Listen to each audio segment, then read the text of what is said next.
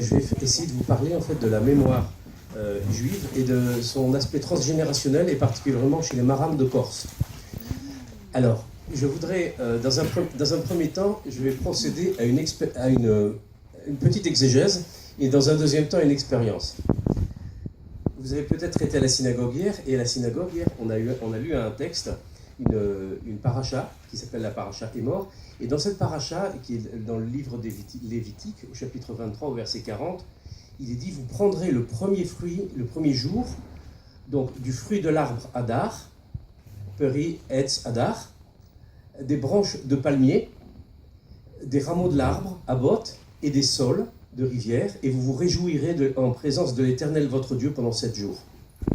Et c'est le fondement thoraïque, en fait, de la fête de Sukkot, de la fête des cabanes, des tentes, où, comme vous le savez, on prend en fait un loulav, donc qui est un bouquet dans lequel il y a des branches de saule, de palmier, de myrte, et on tient dans sa main un cédra. On va répandre aux 4 directions, et ce cédra, en fait, qui répand aux 4 directions, a une symbolique. La fête de Sukkot, en fait, c'est une fête qui est universelle, puisqu'on sacrifie en fait 70 bêtes pour les 70 nations de la terre, et Israël étant la nation Érab, donc celle qui ne fait pas nombre avec les autres nations, la nation Kadosh, sainte. Et donc quand on fait ça, et ça a une symbolique, c'est-à-dire que le saule, en fait, donc il y a eu tout un tas de commentaires qui ont été faits là-dessus, et donc Rashi dit le palmier c'est un palmier dattier, la botte c'est la myrte, et donc on a le saule qui lui en fait, et on a le Talmud dans le Talmud de Babylone Vaikra, Rabbah 30-12, commente et il dit voilà, ce qui a du goût c'est l'étude, ce qui a de l'odeur c'est l'action, et donc le saule n'a ni goût ni odeur, il représente les juifs en fait qui n'étudient pas et qui ne mènent pas de bonnes actions. Il y a le palmier c'est les juifs qui étudient mais il n'a pas d'odeur, donc il a un bon goût mais il n'a pas d'odeur, donc c'est le juif qui étudie mais qui ne conduit pas de bonnes actions.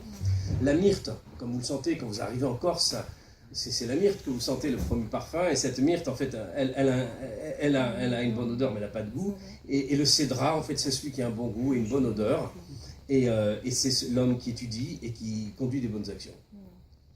Et j'ai été acheter j'étudiais pas en fait cette paracha, j'ai redécouvert hier, mais la semaine dernière, j'ai été acheter un parfum à ma femme, et je me suis retrouvé chez Guerlain sur les Champs-Élysées, et il s'est trouvé que je me suis dit, si je fais cette conférence, il faut quand même que je vous fasse éprouver ce parfum, et j'ai dit, est-ce que vous avez du parfum de cédra? Et la dame m'a dit, oui, tout à fait, nous avons de l'eau de fleur de cédra. Vous voyez? Et je me suis dit, tiens, de l'eau de fleur de cédra, et c'est un parfum qui existe depuis 1920, alors je vais vous faire sentir ça, pour que vous sachiez ce qu'est cette odeur, si ça ne vous dérange pas.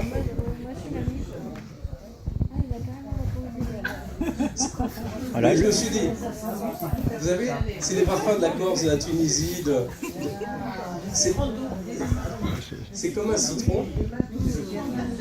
Voilà, le parfum est à vendre en sortie. Je ne fais pas de publicité pour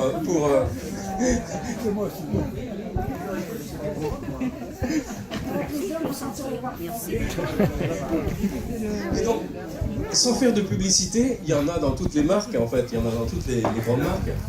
Mais, donc, c'est bon, vous voyez, et il se passe, et donc comme on fait une conférence là sur la mémoire, ce que je voudrais vous montrer, c'est qu'en fait, la mémoire est une mémoire, en fait, très profonde, la mémoire la plus profonde, au sens le plus spirituel, dit le Talmud, c'est l'odorat.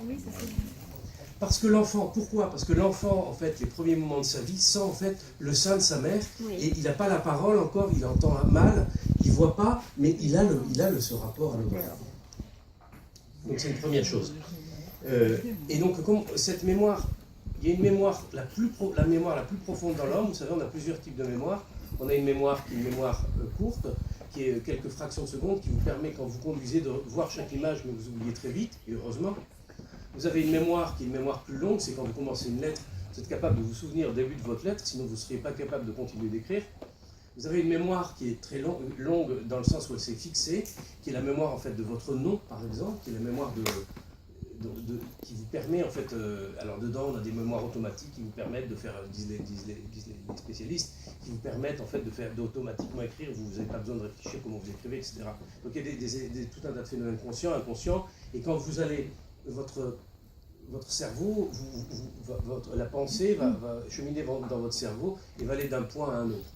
Et il se trouve que quand il y a des traumas forts, et c'est ce qui se passe à l'hôpital de Gare, chez une dame qui travaille là-dessus, des gens qui ont des traumatismes très très profonds, on leur fait sentir en fait des parfums, ils sont donc dans le coma, et une odeur peut réveiller en vous des choses très très profondes, et cette dame-là va remettre les gens en route petit à petit, avec par exemple une très forte odeur de menthe qui sent, et elle raconte l'histoire de cet homme qui sent une narine s'éveille, une deuxième narine, alors que son visage est diaphane et n'a pas d'émotion, et donc la mémoire est très très profondément liée à l'émotion. Vous savez, à la recherche du temps perdu, Proust, avec sa Madeleine, et il sent, et là, toute la ville se déroule autour de lui, avec rien qu'à cause d'une odeur. Je reviens à l'étrogue. Voilà ce qui m'est arrivé.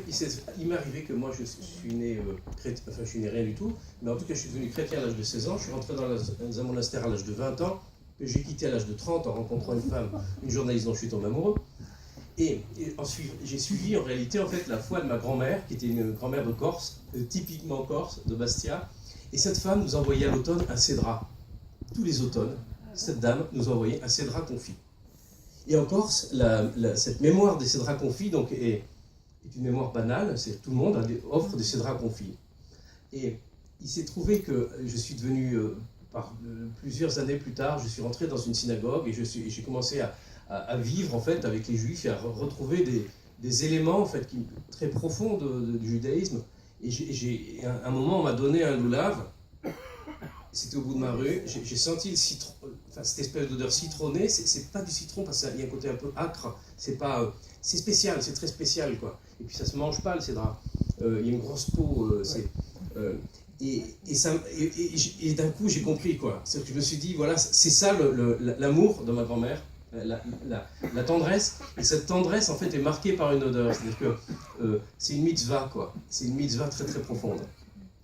Et remontant à la piste du cédra, qui était en fait la piste de ma mémoire, j'ai essayé de comprendre ce qui s'était passé en Corse. Et de fil en aiguille, donc je suis remonté à cette mitzvah, et il se trouve qu'en 1600, il y a un monsieur qui s'appelle Yosef Cohen, qui est en fait un homme qui était déporté, qui était en Avignon, il eut un grand froid sur le territoire de Gênes. Tous les arbres superbes, y compris les agrumes, périrent. Et on ne trouva pas de cédra en Italie.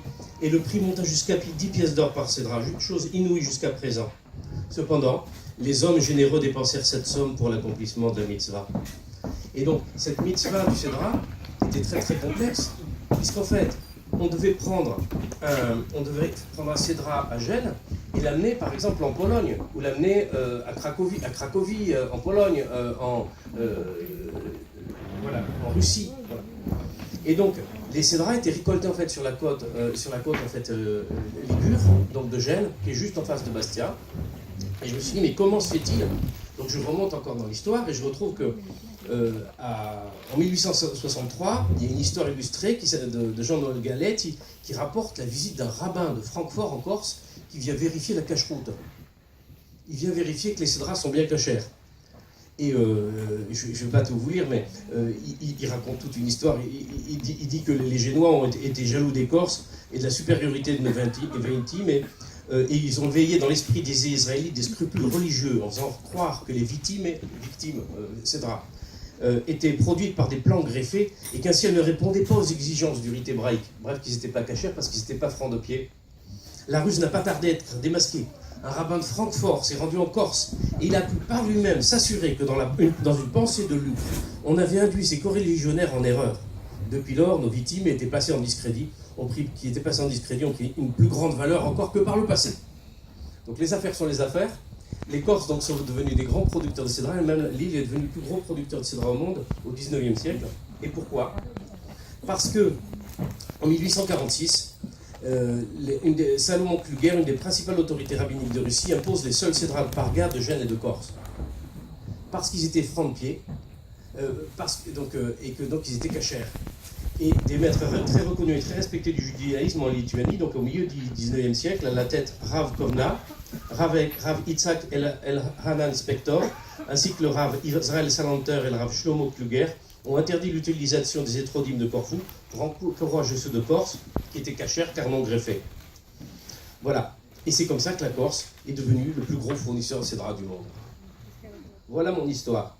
Donc vous voyez comment à partir d'une histoire personnelle, on peut remonter une généalogie, et comment en fait tous les symboles qu'on a dans le judaïsme en fait touchent des choses très très très très profondes. Et donc c'est de la mémoire que je voudrais aujourd'hui vous parler. C'était mon introduction.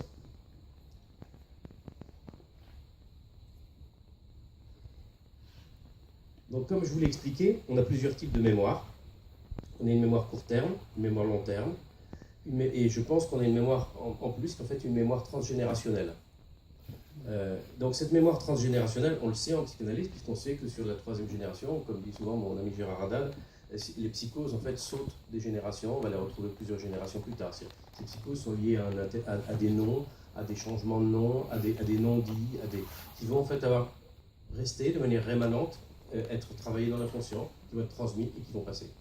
Donc la mémoire travaille en fait non seulement sur quelques générations, mais je vais essayer de vous montrer en fait que la mémoire travaille sur plusieurs générations.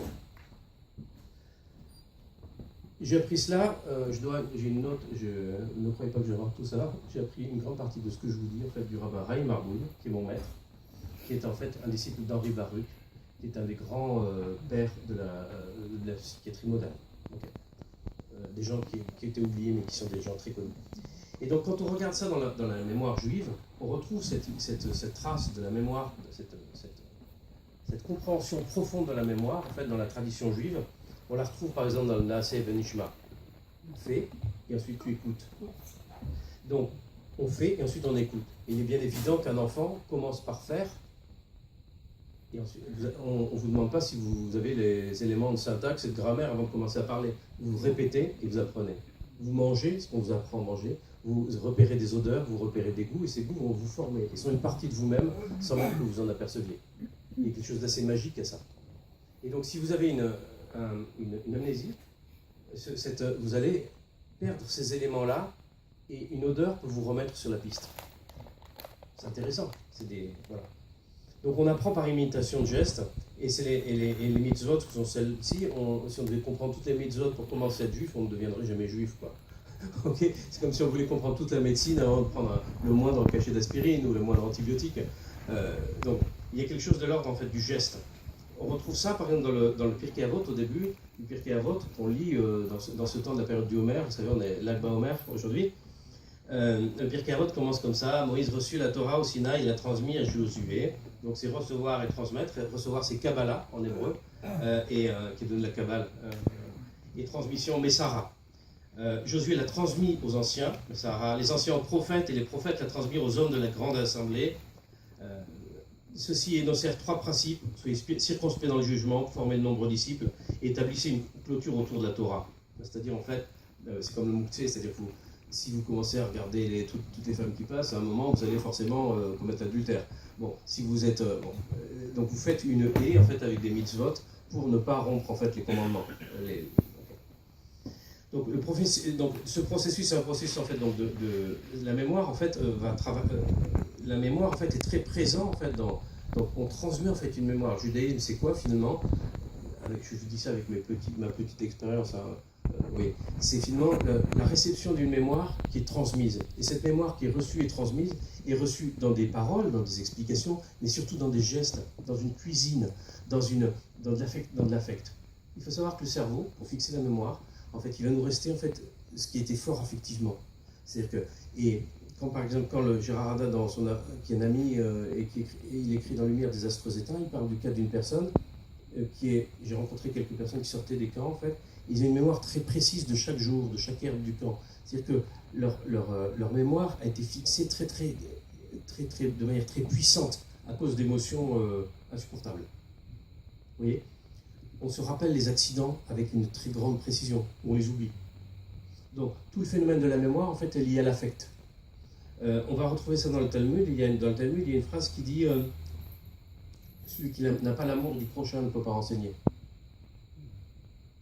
Parce que, vous voyez, c'est fort ça, quand on retient mieux, c'est qu'on retient s'il y a un espoir, si on est l'espoir de quelqu'un. Mon père, moi, a été sauvé, qui était orphelin de père, a été sauvé par un instituteur, il en a fait un ingénieur alors qu'il venait d'un milieu ouvrier, et donc c'est l'affect, l'affection.